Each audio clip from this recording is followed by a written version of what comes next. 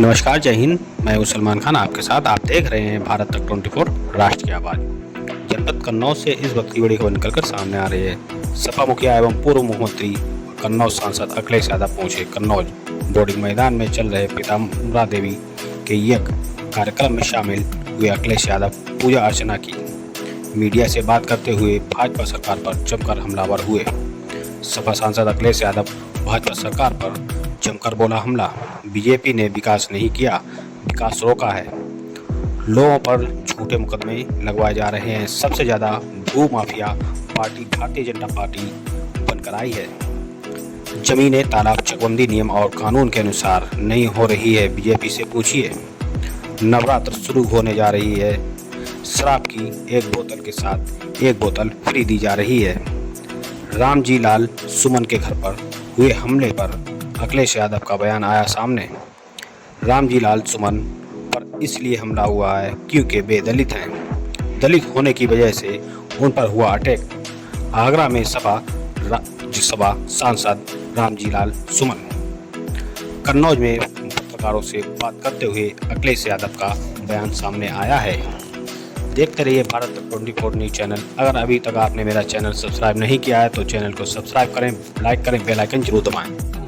देखिए, ये टोपी जब से नेताजी ने दी हमें तब से मैं लगा रहा हूँ। हम उनमें से लोग नहीं है जो टोपी बदलते हों। और मैं तो कहूँगा आपसे, मेरा नौजवान साथी लग रहा है, ये गूगल करे कि सबसे ज्यादा बदलने वाला टोपी वाला नेता कौन है। मैं तो कहूँगा चैट जीपीटी से पूछ लो। और एक नया और आया एआई और आया है।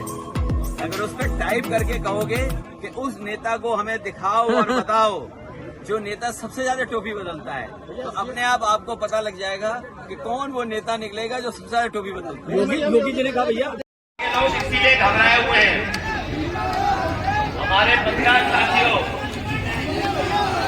बीजेपी के लोग इसलिए घबराए हुए हैं कि पीडीए के माध्यम से पूरी जनता को गोल्डन स्वीकृत हुआ था, अभी तक उसमें कोई कार्रवाई नहीं है। बीजेपी ने विकास रोका है।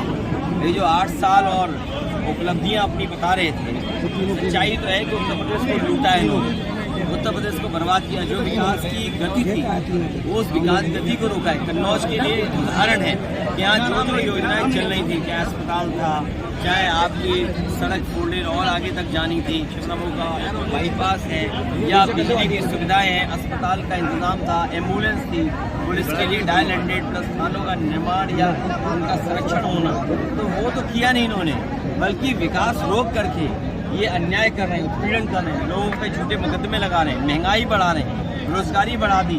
और सुनने में आ रहा है कि सबसे बड़ी भूमाफिया पार्टी बनकर के अगर कोई आई है तो भारतीय जनता पार्टी। यहाँ भी चाहे तालाब हो तो वो कब्जा कर ले रहे हैं, जमीनें किसी की हो वो कब्जा कर ले रहे हैं, चकबंदी से, जिससे कि अपने लोगों को लाभ पहुँचा दें। इसलिए चकबंदी में नियम अनुसार और न्याय अनुसार नहीं करा। सफैया अस्पताल बना था लेकिन पूरी तरह से दुर्दशा का शिकार है।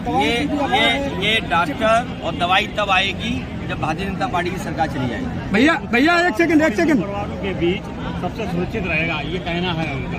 ये क्या सब मुस्लिम परिवारों के बीच हिंदू परिवार सुरक्षित रह सकता है? ये भारतीय जनता पार्टी के लोग जानबूझ करके इस तरह की भावना पैदा करना चाहते हैं। उनसे पूछिए कि नवरात्र शुरू होने जा रहे हैं, तब एक बोतल और एक के संग एक बोतल क्यों फ्री दे रहे हो?